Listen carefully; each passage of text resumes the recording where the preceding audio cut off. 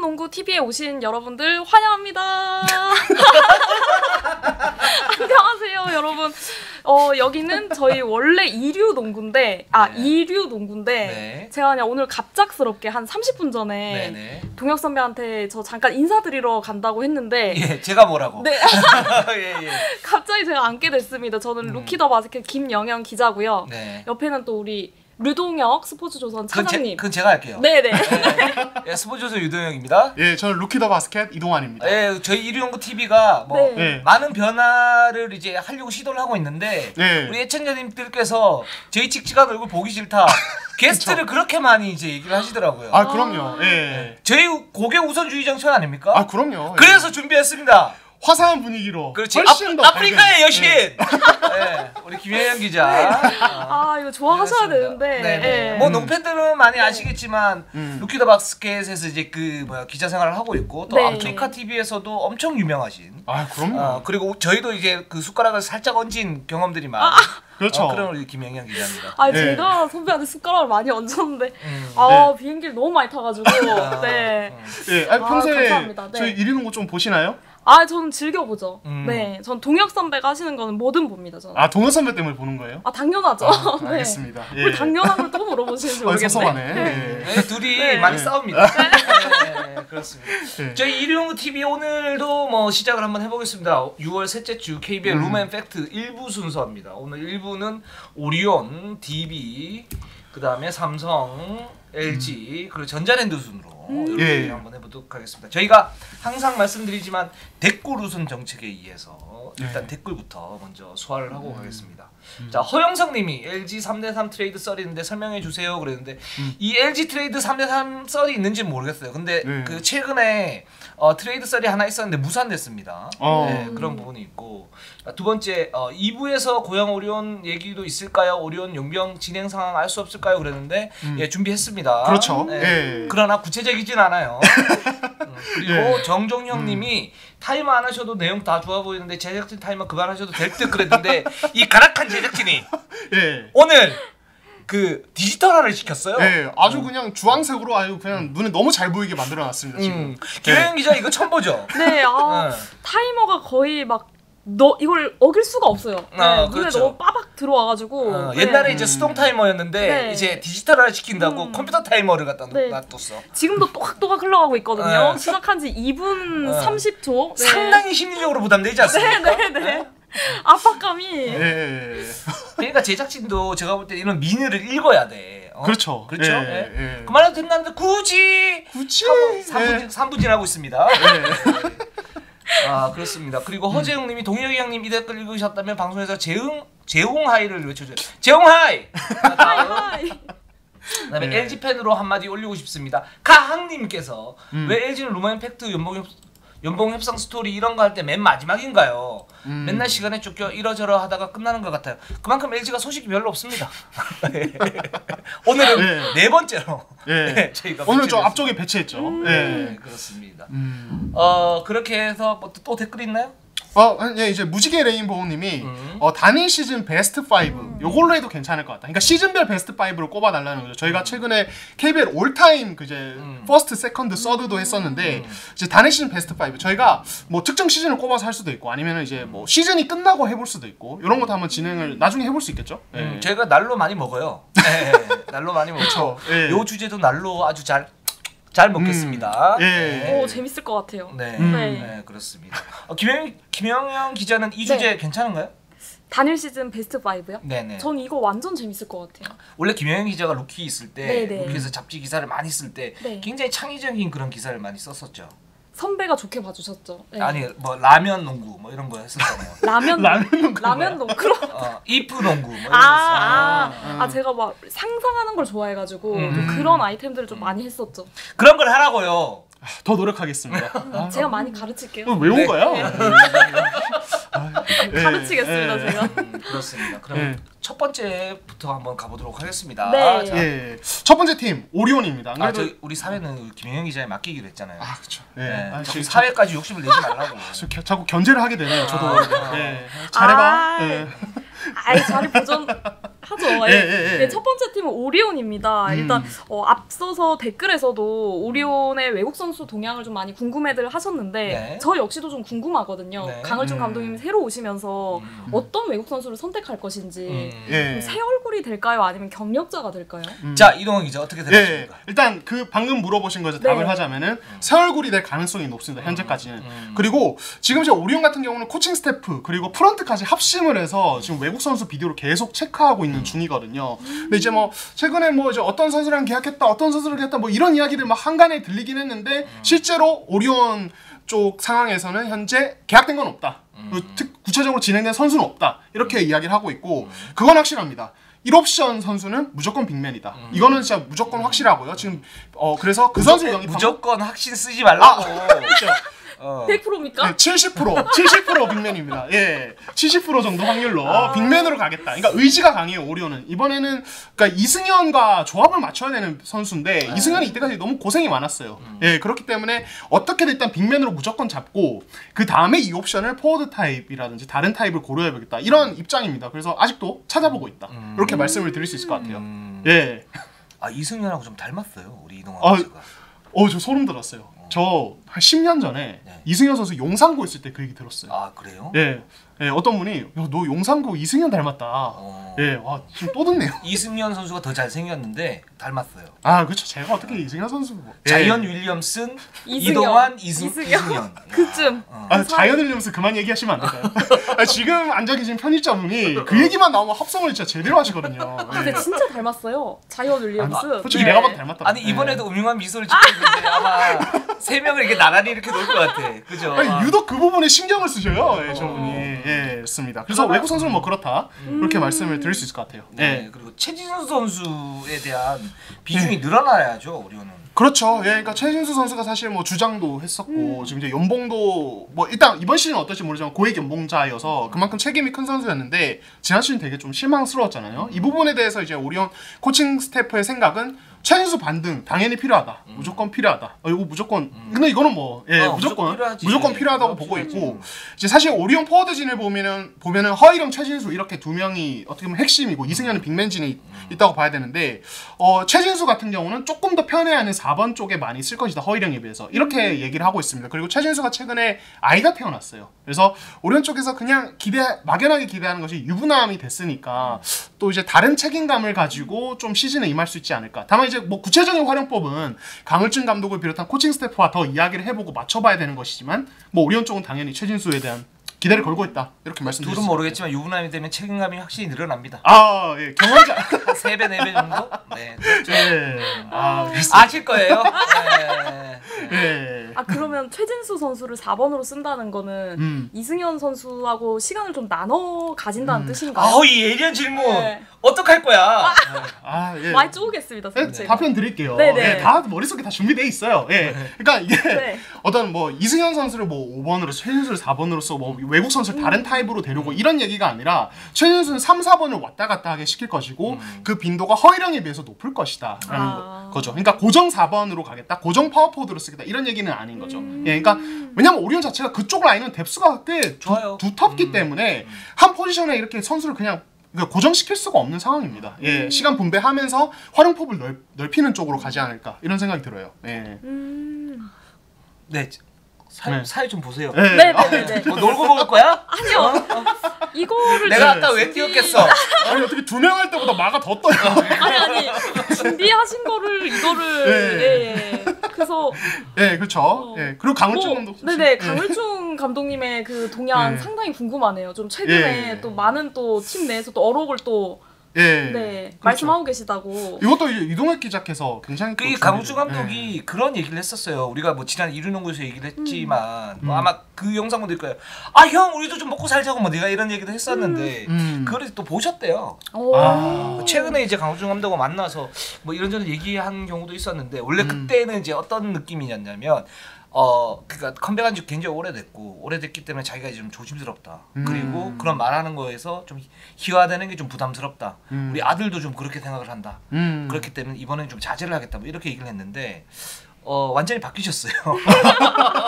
자, 근데 김효영 기자, 강을준 감독이 하면 생각나는 어록 뭐가 있습니까? 영웅은 성리할 때 나타나. 그렇지. 그리고 우리 그 김혜영 기자도 네. 그쪽 출신이잖아요. 그래서 저는 그 어록을 너무 좋아하고 근데 이게 딱딱딱 사실 작전 타임이라는 시간이 길지 않잖아요. 그렇죠. 근데 저는 짧은 시간에 상당히 임팩트가 있는 게 아닌가. 그래서 저는 희화화 되는 거에 좀 감독이 많이 스트레스를 받으시는 것 같은데 저는 의외로 딱 쏙쏙 박히는 말만 하셨다. 이거 소름인 게 뭐냐면 강수 감독이 그렇게 얘기를 하셨어요. 자기는 정말 진지하게 얘기하는데 왜 이걸 희화시키는지 모르겠다. 완빵을 노리지 마. 진짜 맞는 말씀이신 것 같아요. 농구 그러니까. 5명이 아는데 혼자 완빵을 해버리면 완빵하면 안 되지. 네. 그렇죠. 네. 그래서 역시 이 뭐랄까 그쪽 지역의 토종의 성대모사는 다르네요. 달라. 저희 다 그쪽 계열이니까. 네, 그렇죠. 네. 네. 승과 성 되죠. 저는 승 되죠. 되죠. 네. 그렇죠. 근데 강추 감독은 전혀 안 되시더라고요. 진짜. 그러니까 성리. 네. 근데 이제 그 얘기를 하면서 어떤 얘기를 해서 이류농구를 보고 또 이제 그 아드님이 계시는데 아드님이 이제 3.1상고에서 지금 운동을 하고 있어요. 강지훈 선수. 네, 하고 있는데 그 아드님이 또 이렇게 저희 방송을 보면서 그런 얘기했다. 아빠 이거 해야 될 것 같아 이제. 희화하는 게 아니고 이거는 좋은 것 같아라고 얘기를 해가지고 강호준 감독이 드디어 마음을 바꿨답니다. 큰 결심하셨습니다. 네. 그러면서 바로 이제 활동을 개시를 하셨죠. 선수단 회식을 할 때 그 사무국장한테 뭐라고 그러냐면 사무국장 네가 경기를 망치고 있다고 뭐 이렇게 얘기하고 그 이제 직접 들은 선수들이 굉장히 좀 신기했다. 강호준 감독이 그 얘기를 했어요. 최근에 그 탄생한 어록 갑옷. 그렇죠. 갑옷을 벗겨주겠다. 그렇지 이대성. 근데 그게 이제 정확하게 어떤 거냐면 이대성 선수가 감독이었던 지시를 받으면서 코트에 나서기 때문에 굉장히 불편해 보였다. 그래서 갑옷을 입고 농구를 하는 것 같았다. 그래서 너가 나한테 왔을 때 이 갑옷을 벗고 농구를 할 수 있게끔 해주겠다. 그리고 그 갑옷은 송도 앞바다에 던져버려라. 이대영 선수가 송도 쪽에 잘. 그렇죠. 그러니까 얼마나 철저한 사람이야. 디테일까지.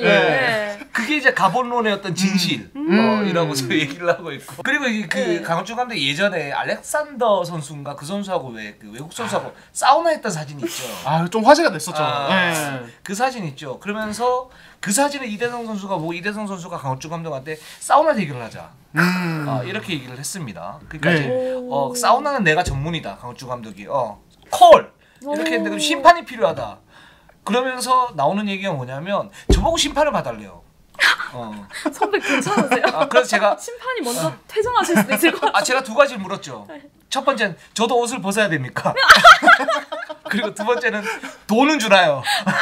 사우나 식혜 한 잔 주실 것 같은데. 저는 계란까지. 그렇죠. 그렇습니다. 그래서 이제 강춘 감독 같은 경우에는 뭐 감독자 회의를 할 때 총재님도 와서 우리 이정대 총재님 계시잖아요. 그렇죠. 제가 볼 때는 지금 총재님 굉장히 잘하고 계시는 것 같은데 총재님이 또 강춘 감독에 와서 강춘 감독님의 그런 어록을 잘 봤다. 올 시즌에도 이번 시즌에도 그 프로농구 발전을 위해서 이바지해주기 바란다. 그런 멘트를 많이 치라는 얘기죠. 그렇죠. 강춘 감독이 거기에 대해서도 뭐 굉장히 좀 긍정적으로. 근데 총재님도 상당히 감이 있으시네요. 그럼요. 그렇죠. 지금 총재님 같은 경우에는 뭐 제가 볼 때는 상당히 잘하고 있다는 게 논리적으로 두 가지인데 저는 헛말은 하지 않습니다. 첫 번째는 이제 모든 걸 투명하게 하려고 하는 그런 것들이고 심판 문제에 대해서도 굉장히 공개적으로 뭐 이렇게 하려고 하고 있고 또 굉장히 좀 시스템을 잘 갖춰지면서 이렇게 하려고 하는 부분들이 있거든요. 그래서 그런 상황에서 강호준 감독한테 강호준 감독님이 이번 시즌에 많은 역할을 하셔야 될 것 같아요. 라고 얘기했는데 시사하는 바가 참 큽니다. 그렇죠. 흥행카드 강호준 감독님 활약 기대될 것 같고 뭐 다음 팀으로 넘어갈까요? 가보시죠.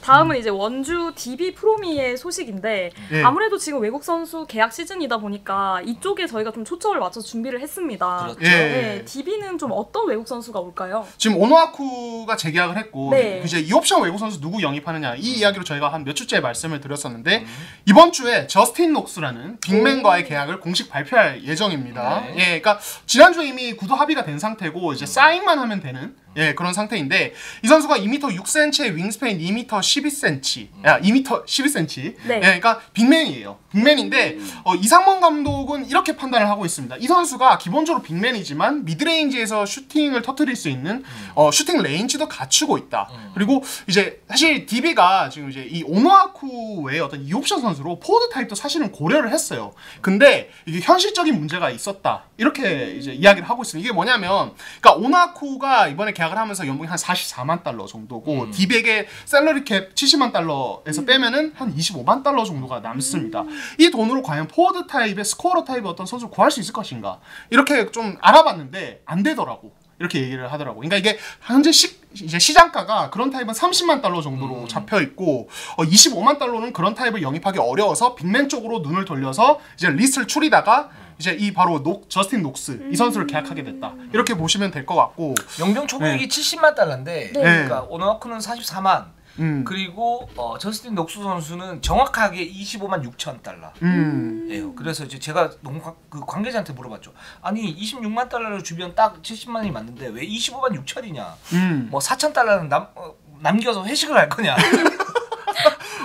라고 물어봤는데 거기서 그건 아니고 그건 아니고 뭐 어떻게 하다 보니까 그렇게 됐다. 그러니까 계약 진행 과정에서 그렇게 됐고 뭐 말씀하신 대로 이제 스코어 타입이 30만 넘어가기 때문에 이렇게 빅빅을 갖다 선택을 했는데 그러면서 이제 미드레인지 점퍼가 되는 그런 선수로 이제 계약을 했던 게 이제 저스틴 녹스라고 할 수가 있고 근데 제가 볼 때는 골밑 장악력은 그렇게 좋지는 않은 것 같아요. 그러니까 수비에서는 약간의 좀 문제가 있고 공격 기술 측면에서도 이제 운동 능력을 가진 이제 픽앤롤 뭐 이런 부분들은 괜찮은데 공격 기술 자체가 1대1로 한다면은 좀 효율성이 좀 떨어지는 타입의 빅맨이다. 단 이제 미드레인지 점퍼가 있기 때문에 오노아쿠는 별로 없잖아요. 그런 부분. 그렇죠. 그러니까 김정규하고 어떤 하이로 게임은 가능할 수 있겠다. 뭐 이런 생각이 듭니다. 예, 저 그 부분 되게 중요한 지적이신 것 같은데, 그러니까 결국 이 선수는 그러니까 지금 이제 15분 정도 이제 경기당 뭐 뛸 거라고 이야기가 되고 있는데, 그러니까 이 선수의 공격력을 그러니까 강하진 않지만 이 선수의 공격력을 어느 정도 살려주려면 국내 선수랑 무조건 조합을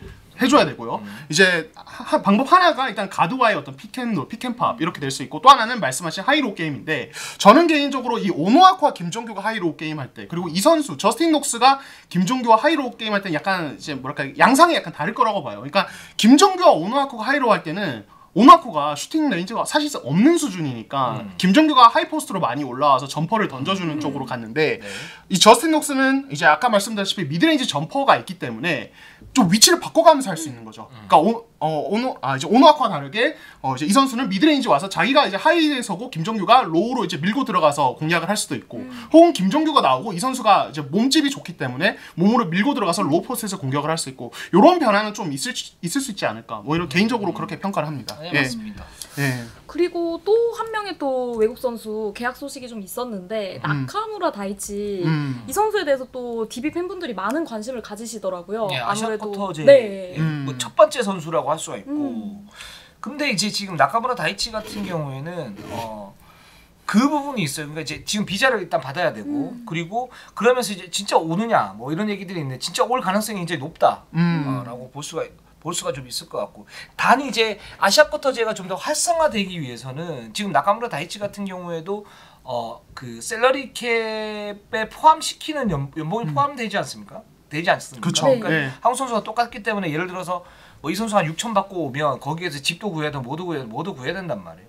뭐 그런 상황이면 아시아쿼터제가 사실은 그렇게 활성화 안 될 수도 있다. 뭐 이런 이제 얘기들도 좀 나오는 그런 상태입니다. 현실적인 여건상. 네네.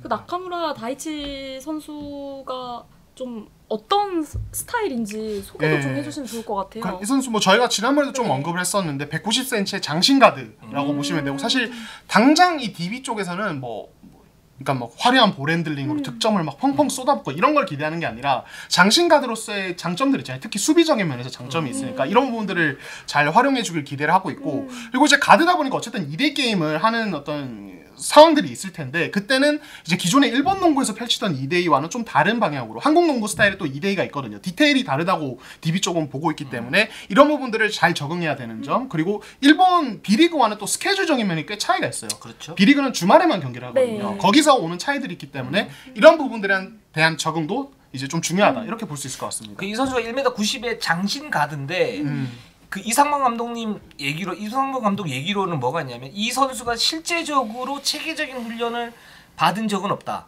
이렇게 얘기를 하고 있어요. 그러니까 오리 고등학교 그 출신에다가 대학을 갔는데 대학이 2부 리그 팀이었었고 그리고 난 다음에 이제 그 교토에서 이제 1년 정도 하고 이제 오는 거잖아요. 그 상태에서 비시즌에 정확한 트레이닝을 받은 적이 별로 없고 그런 부분에서 나카무라 다이치가 한국행을 선택한 이유 중에 하나다 이렇게 얘기를 하고 있으니까 이 선수가 잠재력은 좋거든요. 1m 90에 운동 능력 괜찮고 스피드 괜찮고 단 어떤 세기, 디테일, 헤지테이션 이런 부분이 좀 떨어지기 때문에 이런 부분만 좀 메우면 성장폭은 굉장히 좀 높은 그런 가드다 이렇게 얘기할 수 있을 것 같아요. 장기적으로 보고 데리고 온 거라고 봐도 무방하겠네요. 그렇죠. 키워가면서. 그렇죠. 그래서 이상범 감독은 너가 오려면 뭐 예전에 이제 오리 고등학교 인스트럭터 있을 때 어떤 제자였으니까 너가 오려면 1년으로는 사실은 이거는 뭐 배울 게 별로 없다. 대신 3년을 해라. 그래서 3년 계약을 갖다 추진을 하려고 하고 있어요. 네. 그리고 지금 또 DB 같은 경우에 또 국내 선수들 또 연봉 협상 단계이지 않습니까? 일단 현재 뭐 시점상 이제 뭐 디테일하게 뭐 잡히고 이런 건 없고 일단 뭐 한두 번 정도 만난 상태라고 합니다. 제가 알기로는 현재 계약을 끝낸 선수도 있다고 들었어요. 조금 이제 DB 내에서 좀 주전급 선수인데 아무래도 교통 정리가 좀 필요할 것 같아서 DB가 조금 빠르게 일 처리를 하고 있는 게 아닌가. 꿀팁을 따라주시네. 네. 최근에 만난 선수인데 하고 벌써 이미 끝났다고 하네요. 역시 정보력 좋아요. 네네. 저도 이제 이 얘기를 할까 말까 그랬는데 그렇게 얘기 또 하시니까 지금 뭐 주전급 선수들 중에 몇몇은 뭐 계약이 돼 있는데 지금 공식 발표는 지금 안 되는 상태예요. 그리고 연봉 얘기는 저희가 항상 얘기를 드리지만 구단하고 선수하고 어떤 그 굉장히 민감한 부분이기 때문에 공식적인 발표가 나기 전까지는 저희가 말씀드리기는 좀 쉽지는 않다. 그렇죠. 이렇게 말씀을 갖다 좀 드리고 싶어요. 보고 체계가 있기 때문에. 네, 다음 팀으로 넘어가 보시죠. 이번에는 서울 삼성 썬더스입니다. 아직까지 삼성은 좀 외국 선수 소식이 좀 잠잠하네요. 일단 이제 삼성 같은 경우도 오리온과 비슷하게 아직도 비디오 분석을 통해서 좀 체크를 하고 있는 상태이고 이와 관련해서 좀 이상민 감독이 고민이 진짜 많다고 해요. 그러니까 이제 뭐 현장에서는 요즘에 약간 예민하시다. 이거 여기 너무 신경을 많이 쓰고 계시기 때문에 이런 이야기를 하실 정도로 지금 좀 많이 체크를 하고 있는 거고 뭐 이거는 확실하다고 합니다. 1옵션은 무조건 빅맨이다. 사실 뭐 빅맨을 안 할 거면 미네라스 굳이 내보낼 이유가 없었으니까 당연한 결과인 것 같고 일단 뭐 이제 외국 선수 쪽은 아직 진행 중이에요. 체크 중이고 그렇기 때문에 좀 구체적인 부분은 좀 더 시간이 지나야 드러나지 않을까.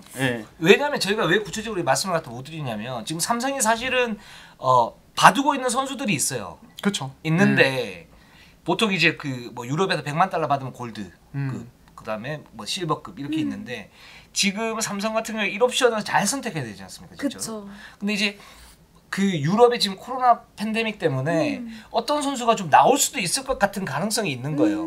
완전 A급 선수가. 그쵸. 근데 지금 B급 선수 같으면은 계약이 가능한데 이 선수가 나오게 되면 이 선수가 훨씬 낫거든요.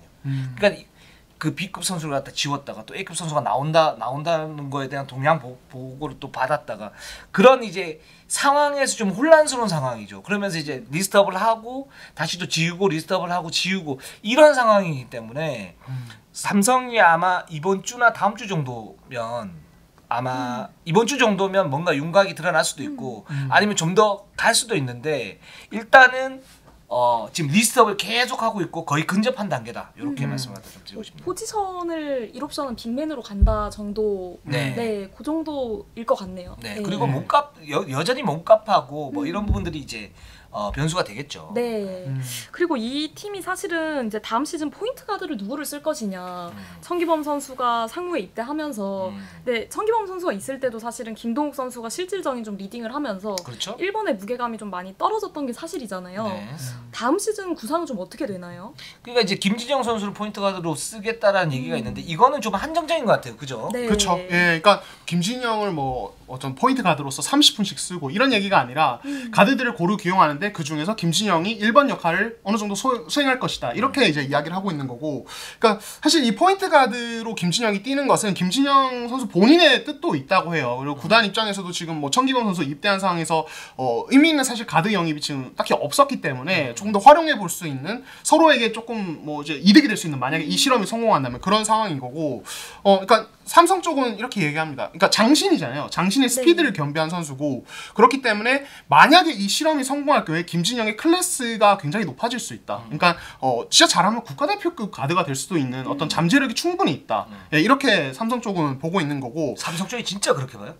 그런 이야기를 하더라고요. 아, 저는 그러니까, 저는 확률상 많이 떨어진다고 봐요. 그렇죠. 그러니까 그 떨어진다고 보시는 점이 이제 김진영의 어떤 플레이 어떤 특성과 또 연관이 있는 거잖아요. 좁은 시야나 이제 볼 간수가 약한 부분. 그러니까 이 부분에서 실제로 그러니까 김진영을 포인트 가드로 써보긴 하는데 삼성도 좀 걱정하는 부분이 있습니다. 그러니까 특히 이관희와의 조합을 이뤘을 때, 그러니까 둘 다 공격성이 강하고 시야가 그렇게 넓은 편이 아니고, 아무튼 이제 자기 공격을 조금 먼저 보는 타입의 선수들이기 때문에 이 조합이 과연 가능한가 이런 부분에 의문이 들 수밖에 없거든요. 그래서 삼성 쪽도 이제 이 두 명이 같이 서게 되면 리스크가 되게 커지는 어떤 조합이기 때문에 이동엽이나 김강철 같은 어떤 다른 가드 자원들을 같이 좀 써주면서 이제 좀 이제 그런 둘이 같이 코트에 서는 시간을 좀 어느 정도 조절해 줄 것이다. 뭐 이렇게 이야기를 좀 하고 있어요. 이건 저는 좀 생각이 좀 다른데 김진영과 이관희가 조합이 될 수도 있어요. 그러니까 둘 다 잘하면 돼 그냥.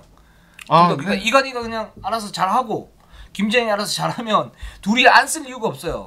수비적인 면도 뭐 그렇고 뭐 안 쓸 이유가 없는데 문제는 이관희는 슛 셀렉션에 문제가 있고 기본적으로. 네.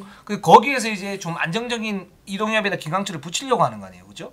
그리고 김진영 같은 경우는 포인트 가드로서 예를 들어서 드리블링이 되나, 패싱이 되나, 넘어올 수는 있나 이런 문제가 생기는 거예요. 그러니까 이게 장신 포인트 가드는 기본적으로 로망이 좀 있기는 한데 예를 들어서 손흥철 감독도 KT에서 양홍석 선수를 포인트 가드 지난 시즌에 좀 썼었어요. 썼는데 좋은 점도 있지만 나쁜 부작용이 좀 더 많기 때문에 못 쓰는 거거든요. 요건 좀 현실적인 문제고 또 예전에 이제 그 유작 감독이 국가대표 감독할 때 최준영 선수가 저는 장신 포인트 가드로서 성공할 수 있는 가장 좋은 타입이라고 생각을 하거든요. 뭐 드리블 좀 되고 일단 시야가 넓으니까. 근데 이 선수도 쓰다가 국가대표에서 쓰다가 그냥 실험용으로만 썼단 말이에요. 그러니까 그런 어떤 부작용이 굉장히 좀 있긴 한데 이거는 기본적으로 김진영, 양홍석, 최준영 이 세 선수가 기본적인 드리블링 이런 기본적인 드리블링 자체가 부족하기 때문에 나오는 부작용이 좀 세다라고 보고 있고 이거를 만회를 하면 할 수 있어요. 할 수 있는데 이게 과연 될까? 아직까지는 시간이 좀 많이 필요해 볼 것 같고 보이고 그리고 삼성 역시도 이게 장기적인 프로젝트지 단시간 내에 김진영을 어떻게 쓰겠다 이건 아닐 것 같아요. 그렇죠. 근데 저는 진짜 궁금한 게 이 삼성이 뭐 가드를 트레이드하거나 이런 게 전혀 없나요 지금? 제가 팩트 체크를 저도 안 해봐서. 근데 그 트레이드 같은 경우에 지금 간헐적으로 이루어지고 있긴 하지만 대형 트레이드는 지금 없고 지금 상태는 없고 이 트레이드가 되기 위해서는 외국인 선수 조합이 어느 정도 완성이 된 다음, 그죠? 그리고 연봉 계약이 어느 정도 다 된 다음. 그 다음에 이뤄질 가능성은 충분히 있는 거죠. 삼성은 진짜 뭔가 가드 조합을 조금은 그 다른 팀과 조금 맞춰봐야 되지 않나 트레이드를 고려해봐야 되지 않나 싶네요. 네. 네. 다음 팀으로 그럼 넘어가 보겠습니다. 다음은 창원 LG 세이커스인데 이 팀은 이제 감독님이 바뀌다 보니까 선수단 분위기도 좀 많이 바뀌었다고 들었어요. 예, 일단은 그러니까 뭐 지난번에 저희가 주 5일 이야기를 했지 않았습니까? 주 5일. 그러니까 그 이제 주 5일 외에도 일단 하루에 훈련을 하더라도 휴식 시간을 무조건 보장하는 방식의 어떤 운영 방식 이런 것들이 있어서 선수단끼리 되게 좀 만족도가 높다고 해요. 이런 부분이 예, 이게 많이 달라진 거죠. 이전과 비교했을 때 그런 부분이 있고 근데 이런 부분에 대해서 오히려 고참 선수들 같은 경우 좀 걱정하는 부분이 있다고 합니다. 그러니까 이게 자율로 분위기가 바뀌는 건데 자율로 바뀌게 되면 그만큼 책임도 따라오고 그러니까 선수들이 진짜 이제는 알아서 잘해야 되는 거거든요. 근데 그렇게 하다 보면은 이제 좀 흐트러지는 선수도 등장하고 훈련 분위기도 약간 이상해지고 이런 부분도 있어서 고참 선수들은 오히려 이런 부분을 걱정하고 있고 오히려 이제 혹시나 뭐 선을 넘는 어떤 행동을 하는 선수가 나온다든지 뭐 이제 훈련 분위기가 망가지지 않을까 이 부분들을 우리가 잡아줘야겠다 이렇게 좀 스스로도 생각을 하고 있다고 해요. 그런 상황이고 당장 이제 LG는 특징이 저는 처음 보는 것 같아요. 이런 케이스. 이렇게 일찍 연습 경기를 하는 거. 예. 맞아요. 그러니까 지금 이제 6월 15일 이제 오늘부터 본격적으로 볼훈련을 시작하는데 이틀 뒤에 바로 연습 경기 하고요. 또 이틀 뒤에 또 연습 경기 잡아놨습니다. 그렇죠. 예. 그러니까 이거 굉장히 좀 저는 좀 놀랐거든요. 예. 유동 기자는 좀 어떻게 보세요? 이런 부분. 그러니까 이게 제가 볼 때는 조성원 감독이 지금 자율농구를 하고 있잖아요, 거의. 그죠? 훈련을 최소화하고 자기들 맡겨놓고 그리고 분위기 좋게 가는 거. 물론 그게 이제 예전에 현juk 감독이 좀 많이 시켰기 때문에 거기에 대한 어떤 그 선수들 간의 어떤 단합 이런 부분도 분명히 있긴 하지만 근데 기본적으로는 조성원 감독은 이런 철학을 가지고 가는 것 같고 그리고 이게 잘 훈련했을 때 좋은 점은 뭐냐면 선수 스스로 몸을 만들어라. 그렇죠. 너 몸을 만든 상태에서 그런 어떤 스케줄링을 다 가지고 가겠다. 그리고 만약에 거기서 문제점이 나타나면 거기에 대해서는 뭐 또 조치를 취하겠죠. 그런 일환으로 연습 경기를 좀 일찍 잡는 게 아닌가라는 생각이 들어요. 예.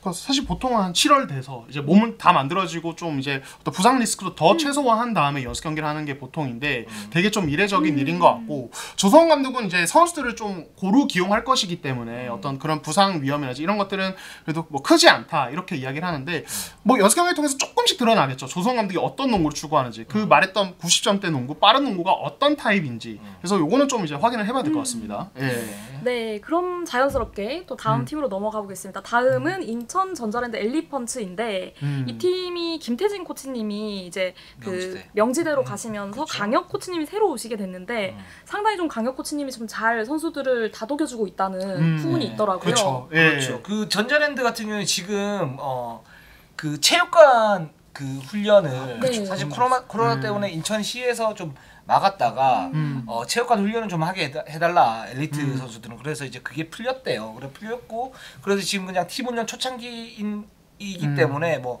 좀 더 세밀한 어떤 그런 코칭을 강력 코치가 하는 게 아니고 일단 기본적인 어떤 뭐 프로 선수의 경험 이런 부분들에 대해서 하고 있는데 뭐 반응이 굉장히 좋다라는 그런 얘기를 하고 있고 지금 외국인 선수 같은 경우에 일단 여기는 이제 머피 할로웨이를 갖다 포기하지 않았습니까? 그쵸. 네, 포기했던 핵심적인 이유가 이제 공격이 잘 되지 않는다라는 거였고 그래서 전자랜드는 또 1순위가 빅맨인데 근데 여기서 좀 엇갈리는 건 뭐냐 빅맨인데 득점력이 좋은 빅맨 그렇게 본다면 만약에 득점력이 좋은 빅맨이 없다 그러면